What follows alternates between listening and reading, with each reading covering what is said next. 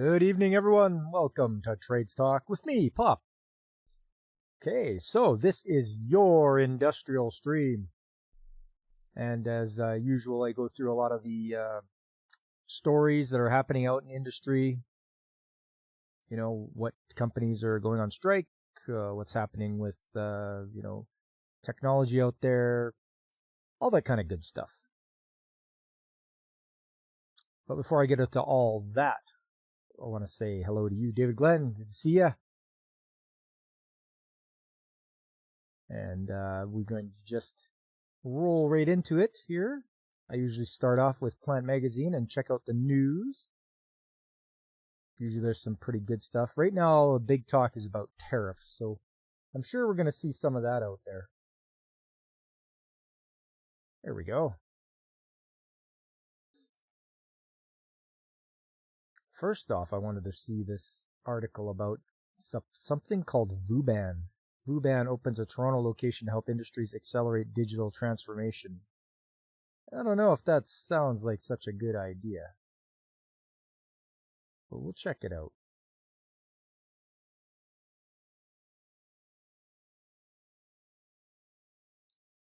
Oh, okay. VUBAN, a Canadian company specializing in applied artificial intelligence, has opened an office in Toronto. By establishing a presence in Toronto, VUBAN says it's closer to the industries it serves, including manufacturing, logistics, finance, and construction. VUBAN aims to help organizations be more efficient and stay competitive in a rapidly evolving market. Delivering AI solutions to businesses ranging from mid-sized companies to publicly traded corporations, VUBAN guides companies in developing and implementing AI projects such as predictive maintenance, supply chain optimization, and demand prediction for improved operations. Who thunk up that name? Yeah, David. VUBAN. Also, predictive maintenance was a thing before AI came around anyway. Like, this is not something they should be proud about. Your stupid AI wasn't even around when someone came up with the idea of predictive maintenance. So I wouldn't be don't be so proud of that. Yep, consultants, David, for a large fee, I'm sure. With Toronto being home to some of Canada's most innovative businesses, this expansion was a natural step for VUBAN, says Hugues Foltz, Executive Vice President at VUBAN. We are excited to bring our expertise to more Canadian companies, helping them stay ahead in an evolving economic landscape. This move not only strengthens our presence in the market, but also reinforces our commitment to fostering innovation and growth across the country. I just wondered what VUBAN was. And yeah, what a silly name.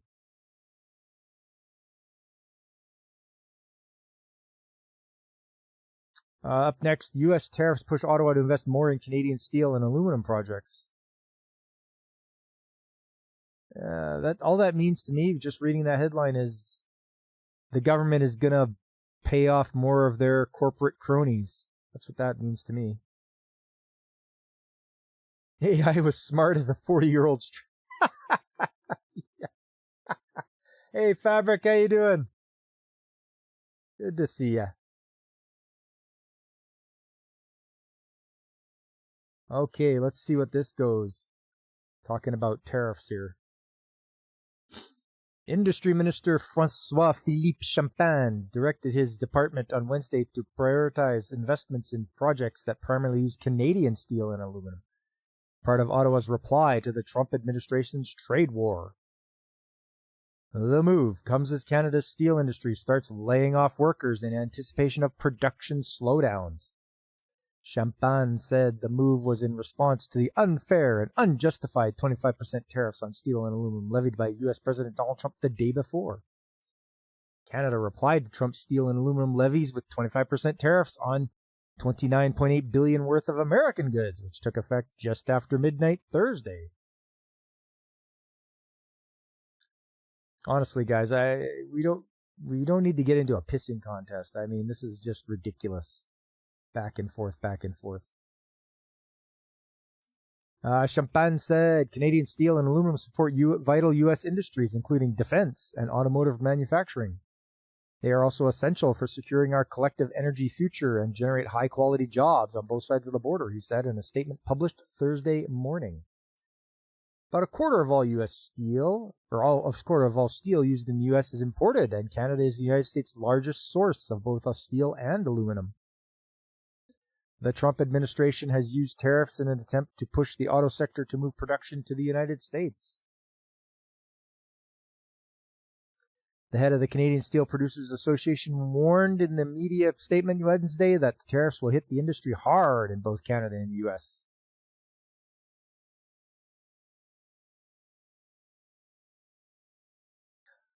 You got 4 inches of snow followed by 1 inch of rain. Time to get out the horse-drawn sleighs. Yeah. And the inflatable tubes as well, it sounds like. We got up to, I don't know, I think we got just to about 0 today. So 32 Fahrenheit. And hey, Gap, how you doing? Yeah, it has been a while, hasn't it? I'm glad you stopped by. How much iron ore is mined in Canada? Geez, I don't know, David. We do have quite the mining sector. But yeah, slowly things in the sun here are melting away, like as far as the snow goes, so that's good. Just hope it keeps up. The tariffs will have devastating repercussions on both sides of the border for workers and communities that rely on a strong North American steel industry. Indeed, many are already feeling the impact, said CSPA President and CEO Catherine Cobden. Layoffs have already started to hit steel plants in Canada. Roughly 30 people were let go permanently late last week at Ivaco, an Eastern Ontario steel plant run by Canada Metal Processing Group, the United Steelworkers Union said in a media statement. The union, which represents more than 470 workers at the plant, said more than 120 people at the site received temporary one-week layoffs on Wednesday when the U.S. steel and aluminum tariffs went into effect. We are calling on the federal government to take immediate and decisive action to protect the Ivaco workers and all workers affected by the devastating U.S. tariffs, and to safeguard our industries, said Kevon Stewart, USW District 6 Director, in a media statement. USW also said 20 people in supervisory office and technical roles were given what appeared to be temporary layoffs at Algoma Steel in Sault Ste. Marie last week. The union added it was not clear what role tariffs were playing in the layoffs. Then again, it could just be an excuse for the company to throw the fear into the workers. You want to know where all the iron ore from Minnesota's Iron Range is being shipped to? Check and see. Maybe it's a Chinese company that owns it. Maybe they're secretly shipping it there. There's a lot of iron in Canada. You say they move roughly 500 million tons a year. Let me Google it and see how far off I am. All right, Fabric. Yeah, you hit that up. I'll keep going on this. On the company's quarterly earnings call, Garcia said, Algoma Steel Group CEO Michael Garcia said Thursday his company is in the midst of aggressive cost cuts as it copes with uncertainty caused by the ongoing trade war. On the company's quarterly earnings call, Garcia said Algoma is talking to federal and provincial leaders to determine what forms of government support might be available to help offset tariffs. You know, if you had a healthy business, you wouldn't have to worry about going to the government for a handout. At an event alongside steelworkers in Hamilton, Ontario on Wednesday, Prime Minister-designate Mark Carney said that proceeds from Canadian tariffs should go to supporting workers in affected industries and promised to double down on partnerships between the federal government and industry. Since the trade war began, NDP leader Jagmeet Singh has been calling for Canada to change its procurement rules to require that federal building projects use 100% Canadian steel and aluminum. Champagne took part in a Canadian delegation in Washington on Thursday to meet with Trump's Commerce Secretary to talk about the trade dispute with files from David Baxter and Sammy Hudson in Toronto. Okay. 59.4 million tons, according to Google. We mine more than that in Wyoming. There you go. Yeah, that's a lot. That you guys, if one state can mine more than that, Why is the one country, our one country, just doing that much? Iron Range still accounts for a significant portion of domestic iron ore production, about 85% of the U.S. total. Wow, that is a lot. Most of this remains within the country, though. Small amounts may occasionally be exported via the St. Lawrence Seaway to international markets. He swore Canada mined more. I mean, who knows how truthful, Google is. It's only as truthful as what people put up. So I always thought we had quite the big mining consortium up here. Hey, it's DJ Ronnie G. What's up, DJ? Coming home? Getting off of work?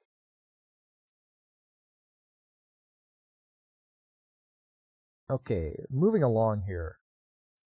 Alberta's ICT sector projected to contribute over $13 billion to the GDP by 2030. So, ICT, I don't know what that is. Let's find out. You spend 30 more minutes at work talking about Japan with a night shift coworker. There you go. Sometimes you don't get to go home on time. Sometimes you stay later, especially if you're talking to somebody about something you like.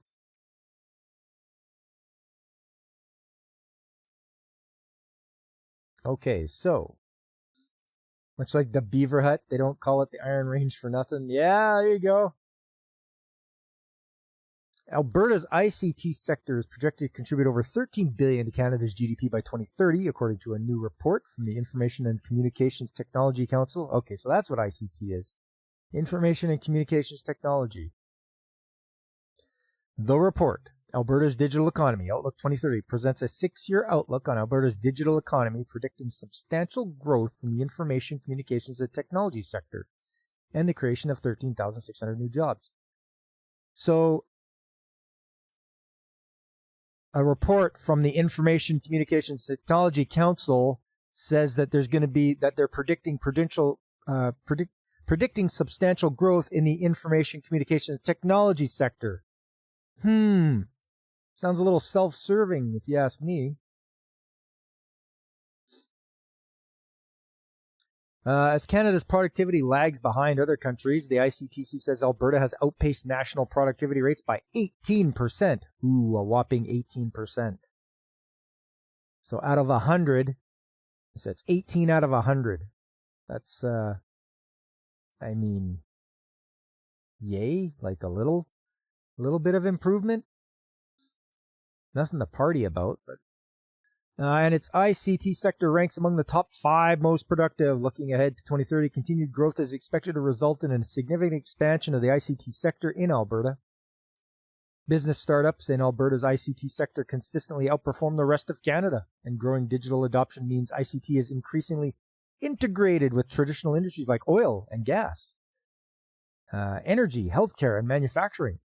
Investments in emerging technologies like artificial intelligence, quantum computing, and clean tech, combined with provincial incentives, are accelerating the sector in Alberta.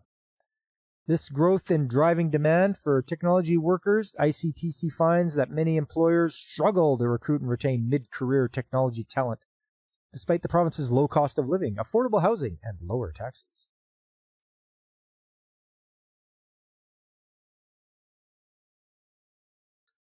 They'd best worry about increasing trades jobs. Programmers poop too.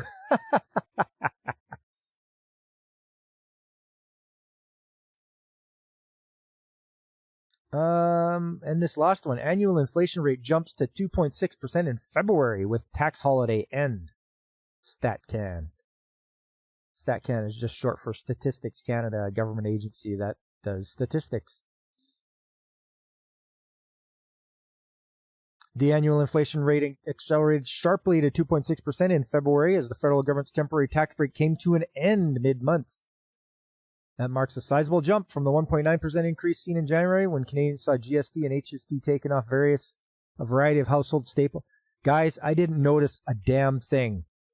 They said they took off the GST, which is the goods and services tax, which is countrywide, and the HST, which is a harmonized sales tax, which is provincial and federal taxes together.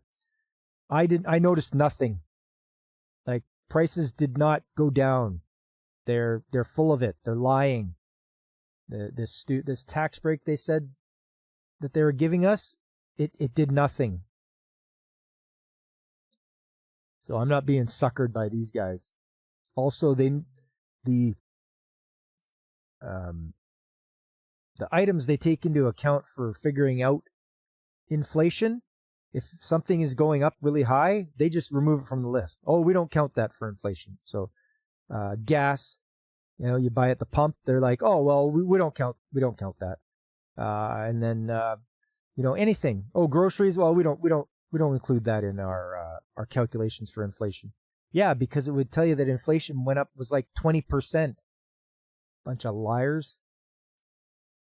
StatsCan Consumer Price Index is based on final prices paid by Canadians, meaning sales taxes are included in the agency's calculations. You thought StatCan monitors strippers' boobs? Yeah. They've got a nice pair of double Ds there.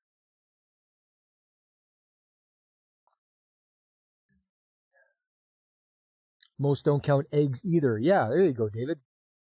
Good point. You got the tax break. They probably increased your carbon tax by the same amount. Yeah, probably.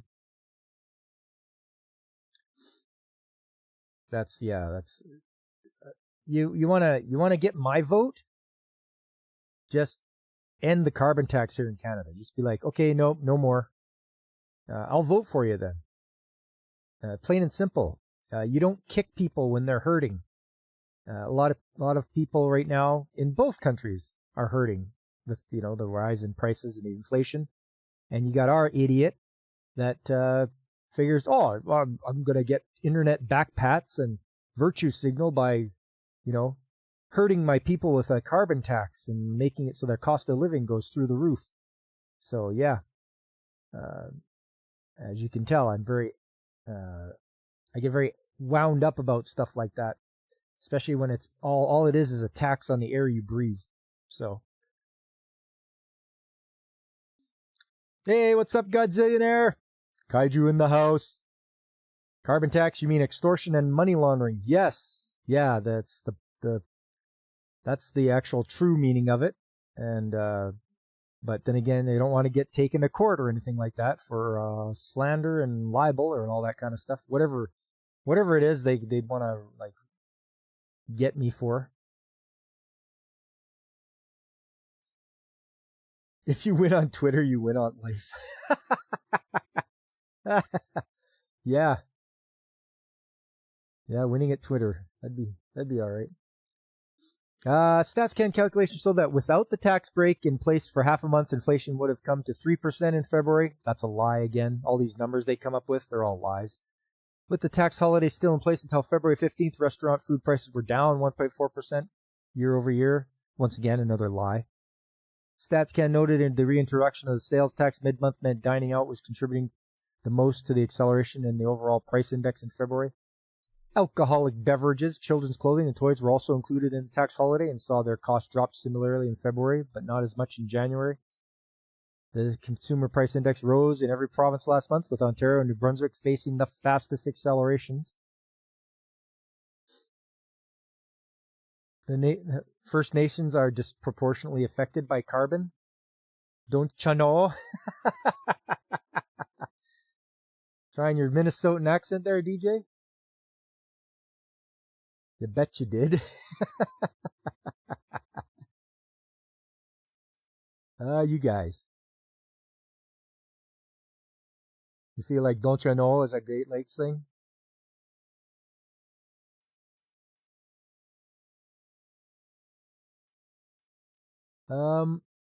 Elsewhere, Canadians were paying 18.8% more on travel tours last month. StatsCan pointed to increased travel to the United States over the long weekend in February, which most provinces observed.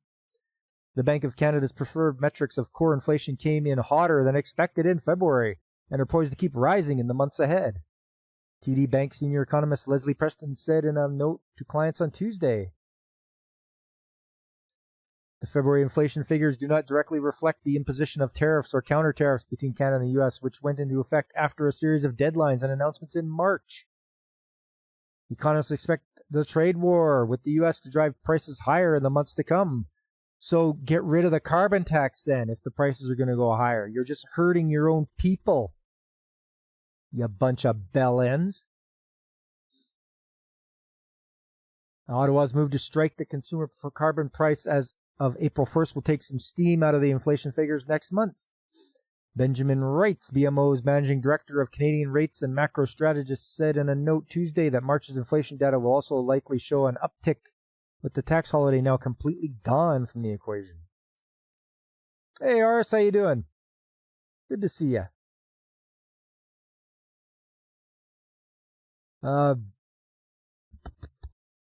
There's plenty of noise still to come on inflation, he wrote, which complicates the Bank of Canada's efforts to set its benchmark interest rate. Bank of Canada cut its key interest rate by a quarter point to 2.75% last Wednesday, with its next decision set for April the 16th. Wright says he expects the February inflation report will reinforce the central bank's cautious tone on its using its policy rate to offset the hit to Canada's economy from tariffs. Honestly, if they just left it, stop cutting your interest rates and just keep it, eventually things will come back. It might be rough for a while, but things will come back. But you don't want 0% interest. You don't want anything lower than that, because that's what causes this whole problem in the first place. But getting rid of the carbon tax would hurt my bank account. Yeah, exactly, Godzilla. You got her.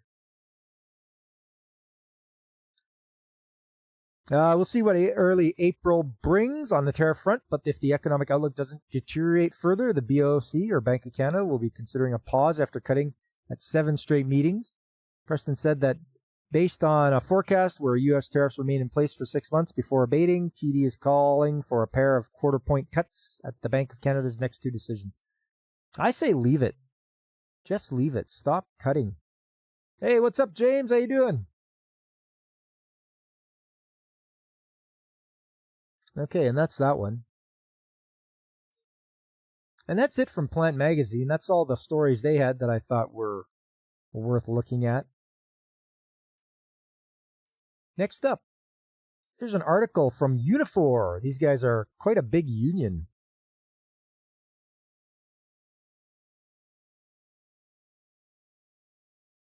And the title is Unifor's Skilled Trades Council discusses trade war threat.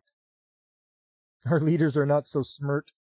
Yes, James, that is a fact.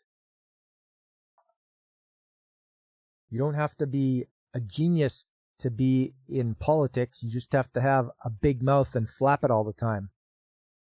And have no conscience. Seems to me I've heard stories of people that are actual geniuses with like really high IQs. They end up, unaliving themselves because they actually understand what's going on. So if more politicians would do that, I'd be all for it.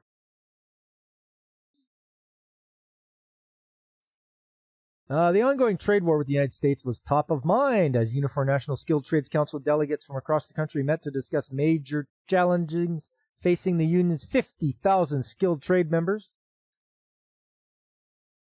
Unions used to be necessary, now they are corporate stooges.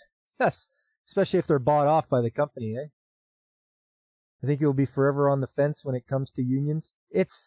They were necessary in the beginning, but they have to change with the times. They have to understand that, yeah, people are now, when they first started, they weren't very well educated. A lot of them couldn't read, right? Corporations were taking advantage of people and working them and not, doing what they should, fair wages, whatever, benefits. Now, the unions have to be careful not to make it so they shut down the company they work for. They got to, like I say, be more streamlined, concentrate more on, rather than jacking up wages, maybe making it so that in case the company shut down, that the workers get fair payout, stuff like that. Yeah, why is every union leader a multi-millionaire? Yeah, it's probably the dues that they're paying.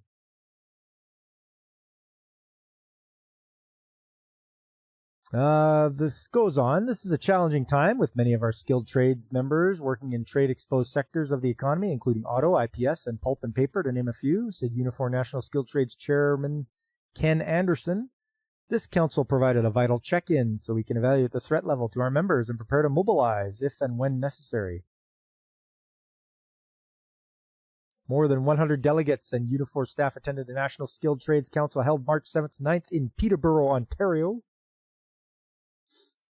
We have to show Canadians what it is to fight for our jobs, what it is to lay it on the line, what it means to when we say we will do whatever it takes to protect our plants, our jobs, all workers, all of us together, said Unifor National President Lana Payne told Skilled Trades Council delegates.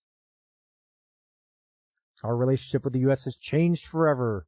We have to get through this, and we will fight to do so. But on the other side, there has to be a stronger economy for all Canadian workers.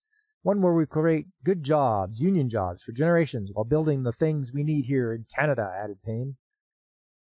The council meeting took place amid ongoing threats to impose tariffs on Canadian goods, calls for the elimination of Canadian auto jobs, and outright attacks on our country's very sovereignty by U.S. President Donald Trump. I mean, I don't worry about that. Like, he keeps talking about annexing Canada and all that kind of stuff. It's like, it's just talk. You can't force people to be annexed. I mean, come on. We the people are angry with public unions like police or teacher unions that protect the evil members in their rank. Yes. Yep. That's one of the unfortunate things about unions is they protect the good workers, but they also protect the ones that are not very good at all.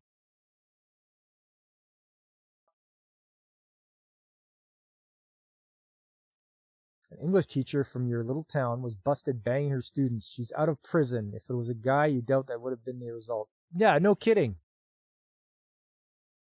He'd be in a ditch somewhere. And yeah, it's disgusting. It's like, look what you've done here. And you let her out?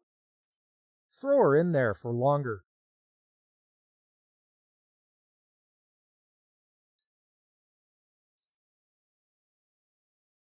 This is a defining moment for our country and our union. It's a new era for workers, a time when every single uniform member needs to step up, and we're going to have to work together like never before to get through this, said Unifor Ontario Regional Director Samia Hashi. This is a moment for skilled trades to lead. Canada must invest in itself, and that means investing in you. During their reports, delegates from multiple trade-exposed sectors, including pulp and paper, food manufacturing, heavy equipment manufacturing, IPS, and auto, took to the microphone to share the concerns of their members and the need to fight back. Just the threat of these tariffs will impact investment in our country, which will impact our ability to provide for our families, to put food on our tables, and keep a roof over our heads. It will impact our ability to organize workers across the country.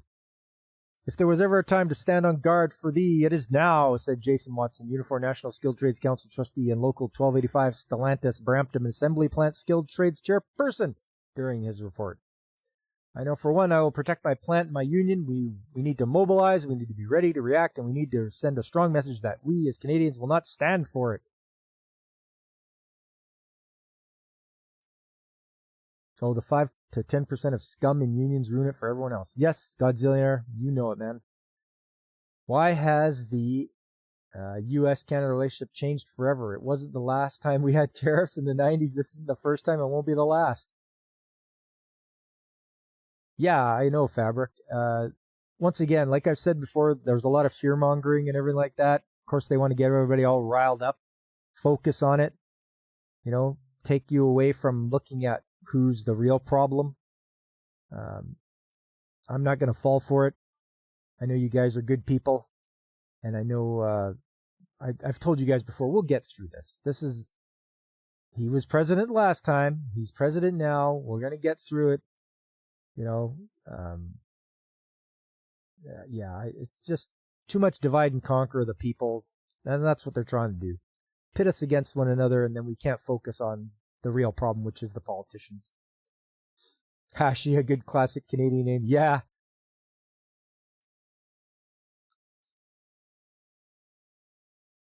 The sexist bias is plain in criminal sentencing. Men get about 60% longer sentences than women for identical crimes. Yep.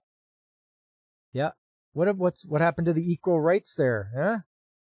You want to be equal? All right. You get it just as long a sentence. Council leadership and delegates also shared experiences on dealing with the ongoing shortage of skilled tradespeople in their units and strategies to increase apprenticeships. We have a shortage in the trades that is only going to get worse. It's the journey of the apprenticeship that makes journeyman. We can fund everything, but the reality is if we don't get employers to take apprentices, we're never going to get through this. The shortage of skilled tradesmen was also addressed by guest speaker David Piccini, Ontario Minister of Labour, Immigration, Training and Skills Development. Watch out for this guy because his solution will probably just be bringing in more immigrants. And that's fine if they're have the skills in that, but maybe you should take care of the people here first.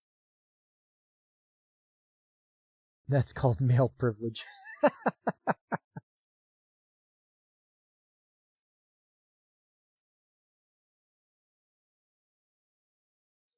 We will stand up and protect workers here. We're on a mission through Skilled Trades Ontario with the largest fund in Ontario history to create better jobs. We've got to make it easier to enter the trades. Skilled Trades Council delegates also heard from four-term Oshawa MPP Jennifer French. More and more, we're hearing about anxiety in younger generations about how they can chart a path forward. We know we're facing a shortage of tradesmen, and we need to attract people back to the trades. We aren't fostering the natural love of building, making, doing, and creating, said French. That's because you have the Zoomer generation who just want to get TikTok famous. To support the development of young people, the National Skilled Trades Council awarded the Bob Chernecki Charity of Choice to BGC Durham with a $4,000 donation to help enable youth to experience new opportunities, build positive relationships, and develop confidence and skills for life. Uniforms all across Canada, but so are Boys and Girls Clubs. The Boys and Girls Clubs is a safe place for children to come where they can be themselves, said Bobby Joe Riel, BGC Durham Director and Children and Youth Recreation Programs. We do create opportunity for young people. Your gift allows us to adapt and respond to every child in our program has a chance to succeed. The Unifor Skilled Trades Council also paid tribute to retiring recording secretary Ray Hamill. You've always been a mentor or a historian and the one we could always count on to write the skilled trade submissions when things were rough. The Red Seal changed my life, and at a point, I decided to give back. Through this council, we worked together, we fought government, and I retire knowing this council is in really good shape. Okay. Of course, union's going to union, right? This is what they're going to do. Talk about fighting, kick up a fuss, right? They're going to do this. But more importantly, rather than trying to combat, the tariffs and the U.S., concentrate on getting more tradesmen, apprentices. Do that.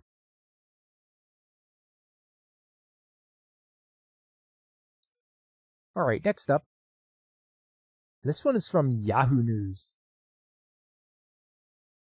The EU Commission aims to tackle the EU's skilled labor shortage. So even in the European Union, there's a skilled labor shortage, which shouldn't surprise anyone.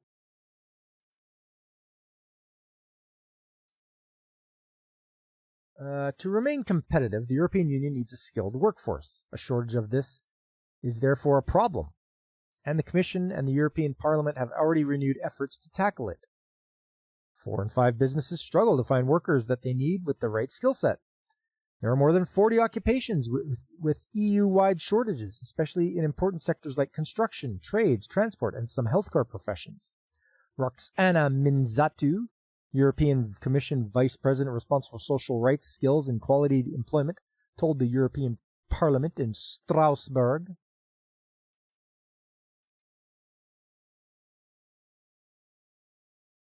The UK is importing plenty of skilled kebab chefs. That's not a joke. Oh, no. So then will kebabs be cheaper if they got an abundance of kebab chefs?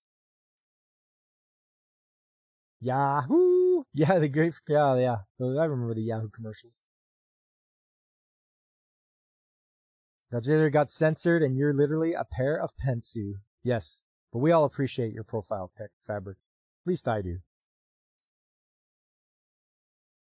This shortage of skilled labor is due to problems of supply and demand and a mismatch between the qualifications of workers and the need of employers. As Ilias Livanos, an expert on skills and the labor market in the European Center for Development of Vocational Training, told Euronews, there could be pressures because of the demand and clearly for the ICT professions, given that they keep developing so rapidly. We really don't know what the demand will be in 5 or 10 years. So how can we prepare for this specific knowledge? And clearly the education systems are not prepared for this. You don't know what the demand's going to be in 5 or 10 years? Hey, you stupid moron. Look around. You're going to need millwrights, welders, electricians. You know? Don't be so ignorant about it. You just have to look into it a little bit and be like, oh, we need these. Need these trades. Like, my God. But that's Europe for you, I guess. 42 occupations in short supply. This shortage is likely to get worse because of demographic factors and the digital and ecological transitions. Oh, I've never heard of ecological transitions. I'm a bit worried about that one. Firstly, demographics. The EU is going to lose 1 million workers every year until 2050. Peter Bosch, Senior Research Associate at the Edgemont Institute, told Euronews. Secondly, there's a rapid change in the type of skills that will be needed. No, there's not. No, there's not. There is not a rapid change in the type of skills because of robotization. I can't believe they. Is that a real word? Was this a real person that wrote this thing? Because of robotization. Do you mean automation or the use of robots? Because of artificial intelligence, because of what is happening in different sectors, he explained. Adding, the third reason is Europe's economic recovery, with many member states and the European Union making large amounts of money available. The European rearmament plan proposed by the European Commission, which contains a 800 billion euro budget, and the massive investment plan in defense and infrastructure presented by the likely future German Chancellor Friedrich Merz, will require recruitment in many sectors, according to Peter Bosch. Imagine that, not knowing the future, like everyone else. Yep. The education system but also companies have important roles to play here, as after all, the skill system has no single owner. While the formal education system has an important part to play in developing skills, continuing training is also the responsibility of individuals and employers, according to Livanos.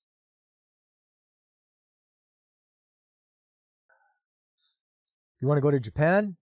You hear they have a way to get human teeth to grow replacements? Wow. That sounds yeah, right on. What I need is I need them to grow another cochlea for my ears, because I got tinnitus. For those of you that don't know, it's just a dull ringing in your ear from hearing damage. So I've got hearing damage, but if they could grow like a cochlea to replace the one I have, that would be great.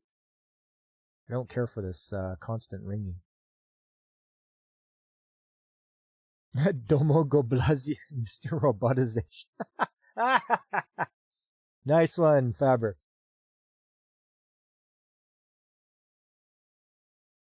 Yeah, it is. It's not very fun at all, but it's my own damn fault. I should have took better care of my hearing. You need new lungs so you can start smoking again?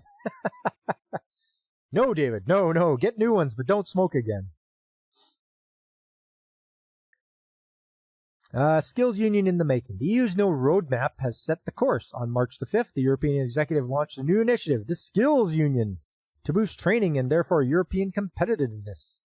This approach is based on 4 pillars. It recommends investing in education and training, promoting professional retraining, encouraging the mobility of students and workers, and making the EU more attractive to foreign workers.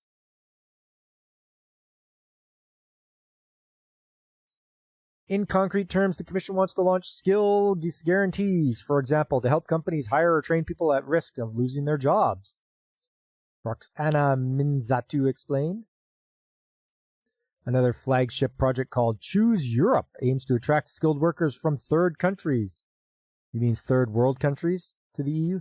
I thought they were doing that already. They're coming there on their own. You know, we didn't have to attract them there. They're boating there. They're sneaking in. Like, come on.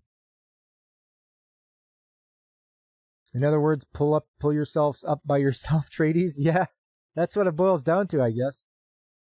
You can reach for a camel. William Shatner is the spokesman for a tinnitus organization. Oh, really? James Tinnitus. Ha ha. That's all right. That was a good one, David. I like that. Because I can't hear, mister. You think you'd like Shatner if you met the guy? Oh, probably.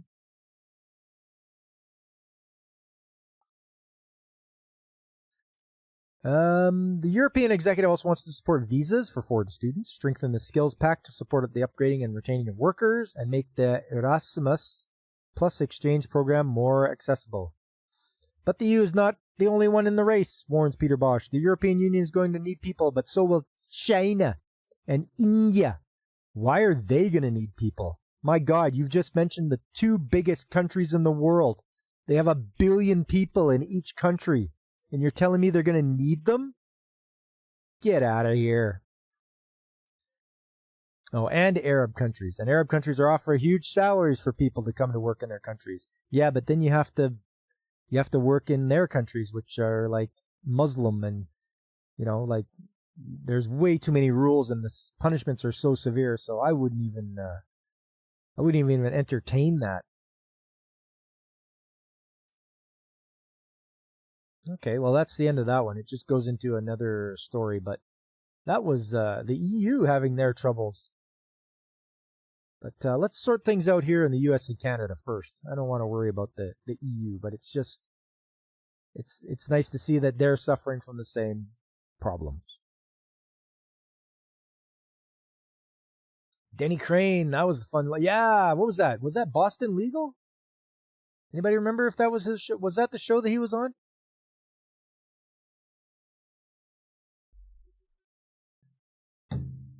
I can't remember right off the top of my head, and I'm just, I didn't want to look right now. Well, all right, you guys know what it means now. Hey, it's picture time. It's actually video time. And by the title of the stream, hard to reach areas. Get your mind out of the gutter.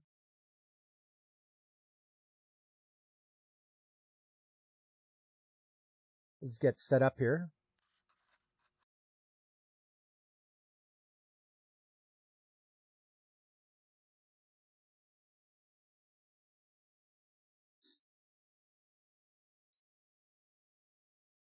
There's some project they're running that many laborers are dying, far higher than most. Oh, nope. Stay away from that project, you guys. If the Canadian Health Service finds out you have tinnitus, they try to euthanize you. You'll never hear it coming. I see what you did there. That's why my hearing is perfect as far as anybody knows. Perfect hearing. You can hear a pin drop. But if we don't worry about Suriname, who will? It was Boston Legal, James? You think it sounds correct? I think so, too. All right, let me give you some background here. Every 3,000 hours, it is time to grease motors, bearings, and gearboxes around the plant. So every 3,000 hours. So I got the work order today to go and do all that. And it's like, okay, no problem. A lot of them are very easy to get at. Bearings are like right there. There's nothing obstructing. Motors are easy to get at. They're right there. Same with gearboxes. Boom, right there. Easy to reach. But then there's one that the makeup air unit, the heater, it has bearings, and it's not so easy to get it to. So I'm like, you know what? I'm going to show these guys today what it takes to get at these bearings. So make sure you bring yourself your trusty drill.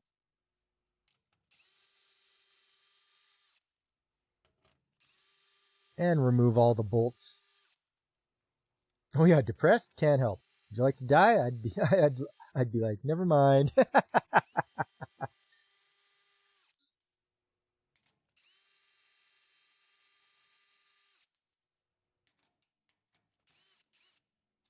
Okay.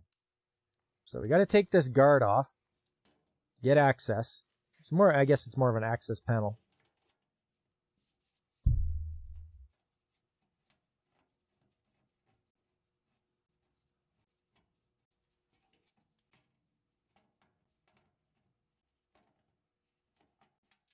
There we go. Got it off. And oh, what do we got here? There's the blower. And I have to get in there now to get access to the bearings. It's like, okay. So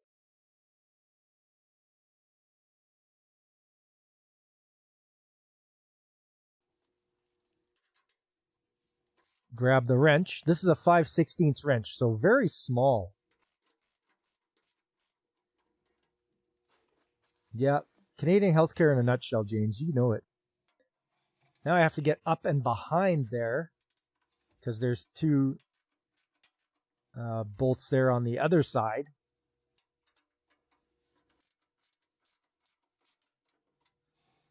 And as you guys know, anything to do with sheet metal, it is so difficult to get it to go back in once you removed it.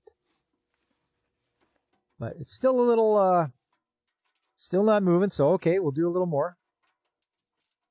You see my problem? The squirrel escaped. Yep. Little bugger got away.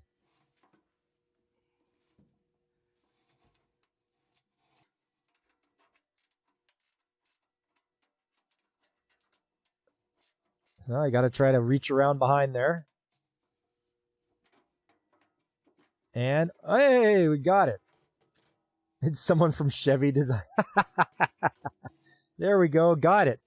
There they are, the two bearings. And there's the belt and the shiv and everything like that.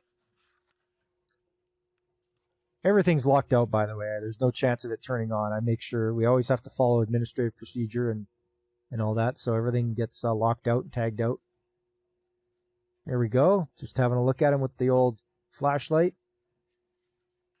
Okay.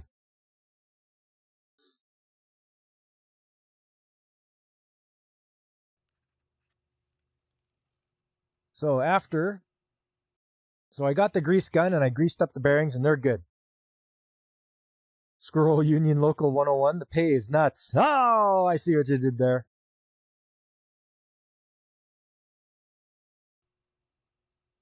What I'm doing right now is showing you the integrated shake-proof washer on this nut. So it's actually put right into the, I don't know if you've seen in many of these, but right into the bolt. So it's got that, it's made with that washer, shake-proof washer built in. I couldn't get a better shot. Sorry, guys.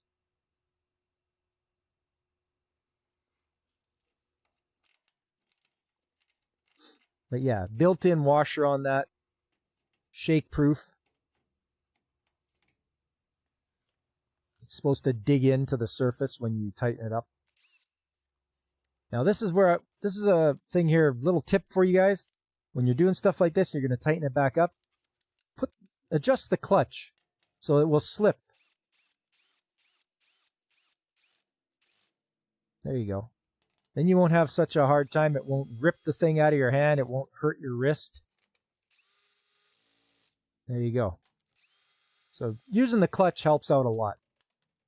Also, so you won't strip the thing. Yeah, the bearings weren't dry. They got grease from the last time. Exactly.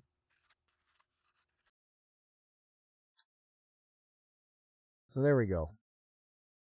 So that was putting the cover back on. But then there was something else that I had to take care of as well while I was there, because I was in the ventilation anyway. Yeah, exactly, James. That's what it's for. Air filters. I figured, you know what? I'm here. I might as well do this as well.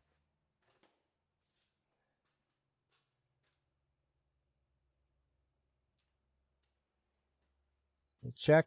Oh, these were last put in October 2024, so it's about time.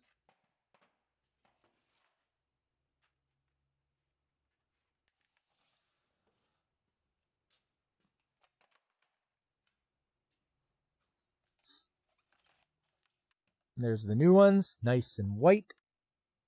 And check the direction of airflow, because that's important.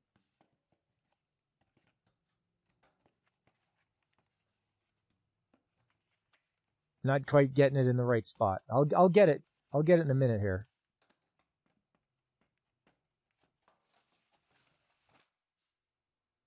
There we go. I'll just turn it because I want it to have that arrow in the right spot. Yeah, those did look pretty ugly.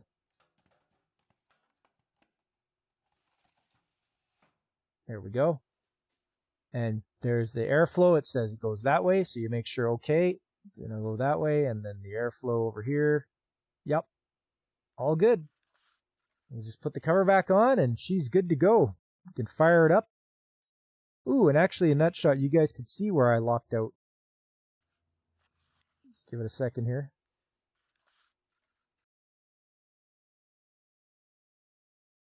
Great. To the right here, you can see it. You can just see it. So there's a scissor, and the lock's on there, and it's locking out that that squirrel cage I was just in to grease the bearings. So that's how you know. Scissors and the lock.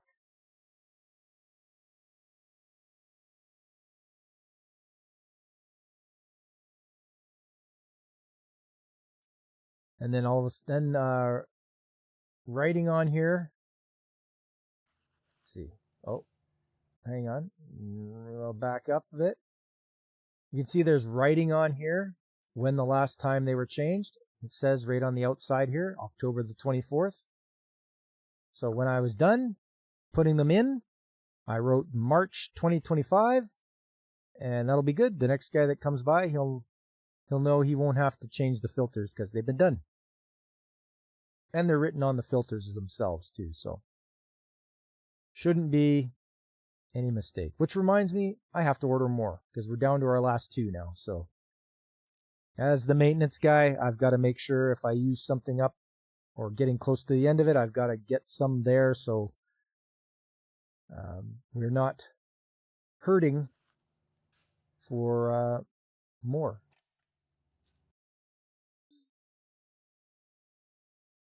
Bearing and Sugar Tits make some decent content from time. I've watched Bearing before. I like his stuff. He's freaking hilarious. Let's see. Okay, and then just so everybody knows, filters 20 by 20 by 2. So that's always good to have. Write it down. That way you don't even have to open it up to even look at them. And I will do that tomorrow. Probably order some more filters.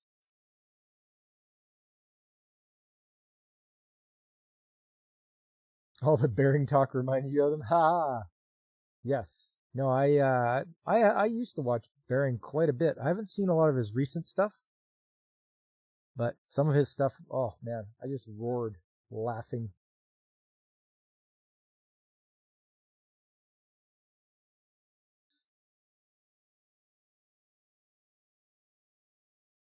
All right. Yeah, I mean that's pretty much it for getting in there. And I guess I should show you guys just this one last one here. So I tried a shoulder-mounted camera, and I took a picture, and this is what it turned out. So it looks like a bit of the collar in that is in the way, and it's on a bad angle. So I did try. I know Godzillionaire was saying get something I can wear so that it will well, I can use two hands and all that, but it's got to work for me. So maybe I'll get a hard hat mounted one or something. That might have to do. Because the shoulder mounted one, yeah, not so good. But I'll try next time.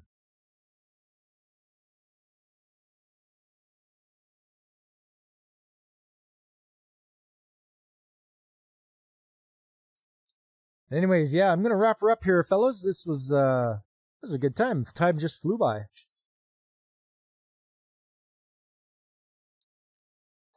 You think the world burns out people like Rossman with right to repair? Just so much inertia against it. Yeah, I'm a big proponent of right to repair. I think you should be allowed to repair anything of yours, and they shouldn't be able to hold you hostage over it. It's not fair. I mean, yesterday my Logitech mouse, my cordless Mouseman optical from 2004, at least I think that's when I bought it. The wheel stopped working. So I'm like, well, you know what? I'm going to open this up and see what I can do. So I grabbed a couple of Q-tips, I opened up my mouse, and I just cleaned it. Gave it a good cleaning, put everything back together in the correct spot, make sure I didn't lose any springs or anything like that, and boom, it is working again. So that's good. I'd hate to see this thing, I've had it for so many years, I'd hate to see it die on me, but it was something that I could repair myself. Just open it up, clean it out. I was quite relieved. I mean, there are some nice new mice out there, but, you know, I like this one. You hit yours with alcohol and roll it back and forth to clean oxidation? Yeah, there you go. And yeah, James, you can't lose. If it's already broken, you can't, you know, make it worse.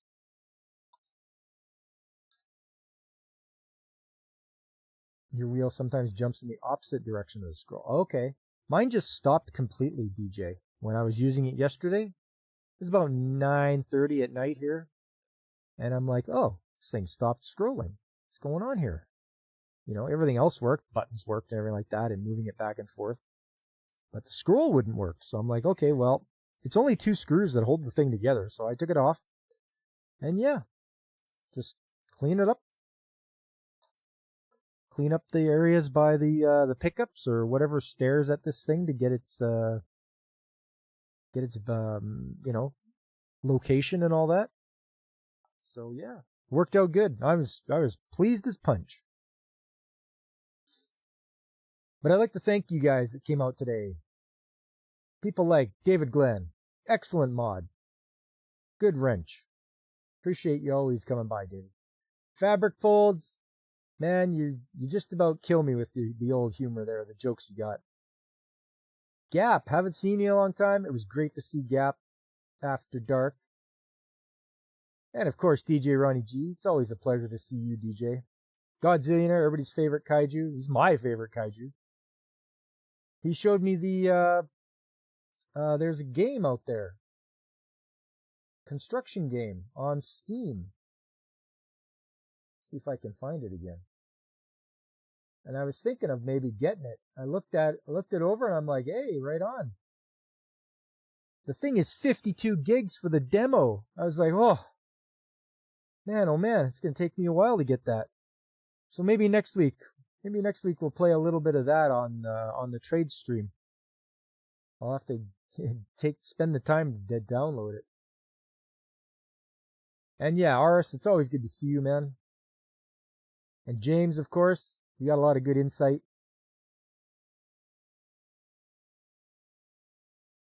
And anybody else who happen to be lurking and listening, hey, I appreciate you.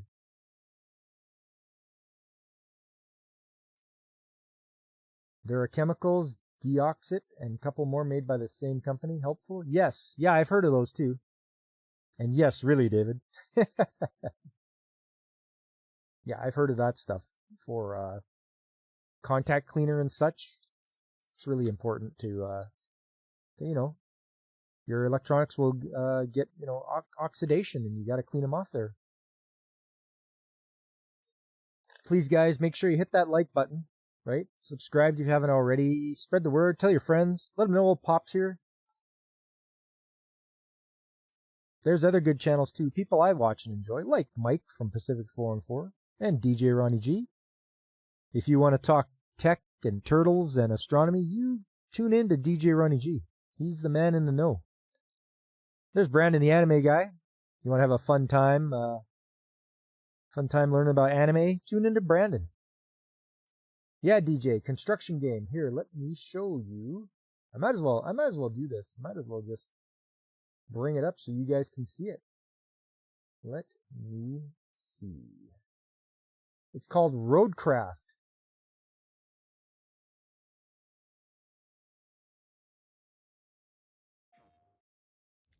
$55 gigs must have been written in JavaScript. Yeah, 52 freaking gigs.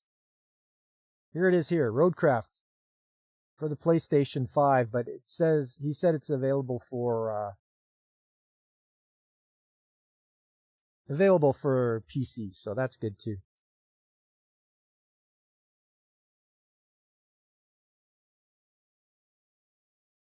It looks like it might have a bit of a story to it, so.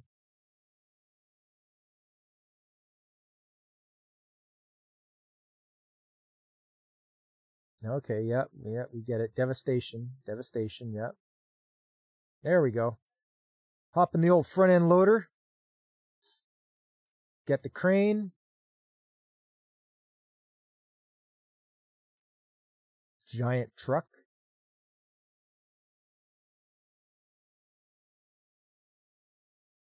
There you go. You need a 6x6. Oh, there, he's got tank treads.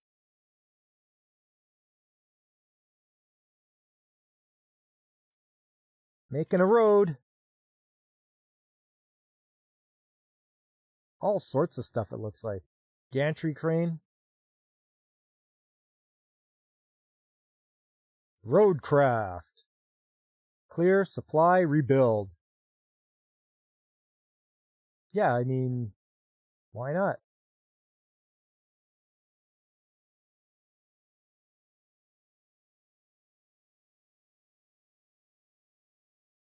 So I'll try that. See if there's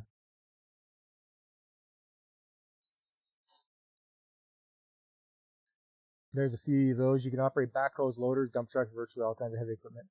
Saw Raptor playing some. Looked kind of fun. Yeah, I'd try it. Like I say, I'm going to try it out. We'll see if we can do that next stream. Speaking of stream, don't forget to catch Carl at the RNG podcast. Or Tomby. Or Angry Canadian, Nerdporo Lifeform. Everyone's favorite Penguin Punkwaddle. I believe he's got some penguin positivity going on.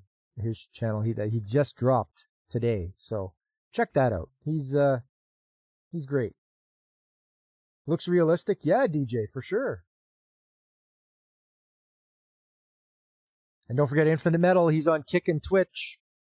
You want to have an enjoyable time watching a guy play retro games, you tune into Infinite Metal and his undead Dragon Lord Skelly, who mocks him and ridicules him, that's half the fun of being there, is listening to the mockery.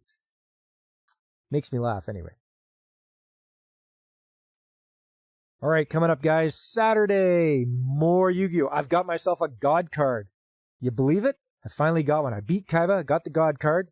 Now, I have to try to beat a bunch of rare hunters, and then finally work my way up to, I believe, Merrick, who is he should be the end boss, I think. Unless it's going to be Yugi. I'm not sure. We'll have to see when we get there. Hey, what's up, CRC? Comic Relief Crusader in the house.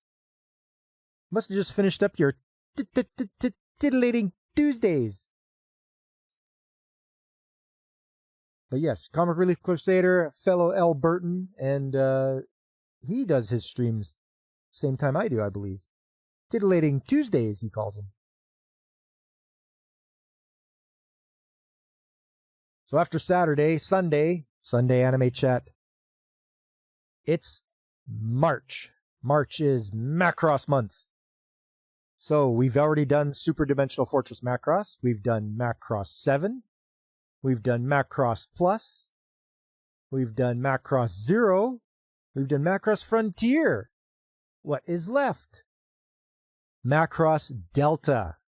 So coming up on Sunday, join me for Macross Delta, and we'll try to find out any information on the upcoming Macross series done by Sunrise. Sunrise is a studio that does Gundam. So I really want to know what's going on with that. Certain things in life definitely deserve mockery. Yeah, they do, James. It's very satisfying mockery, too. And then after Sunday, we're back to Tuesday. More trades talk, more talk about the skilled trades, more pictures, more videos of stuff I'm doing, more hints and tips and all sorts of good stuff like that. Try to pass along the skilled trades knowledge to you guys. Answer any of your questions. Yeah, all that kind of good stuff. Macross Delta. You got her, DJ. Macross Delta coming up on Sunday. I've really enjoyed this theme for the month. I really wanted to do more. And I thought doing Macross in March, because of my alliteration, a lot of M's, I thought that would be very, very good. And it's very enjoyable for me. And then, just so you guys know, we have 5 Sundays this March. Yeah, just counting them on the calendar. We have 5 Sundays. The 5th Sunday will be choosing next season's anime to watch. This season, I had 17 shows to watch. Man, that's a lot. That is a lot, but they're all great shows that I'm enjoying. And we're going to wrap them up soon. So on March the 30th, we will check out the summer season. What's coming, what I'm going to put on the list to watch. And I hope you guys are there to help me out. Maybe give me some yay or nay, or whether there's something they should avoid. Mushy March describing the ground. Yes, James, there is definitely a lot of thawing going on, and things are getting warmer, but that means everything that was cold is gonna just melt. Sunday at the Henderson Motor Speedway. Monster, truck. All right, guys. Well, that wraps it up for me tonight. I really appreciate you guys coming out, and I hope you had fun. I did.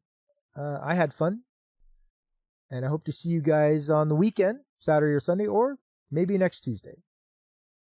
But until next time, I've been Pop, and I am signing off.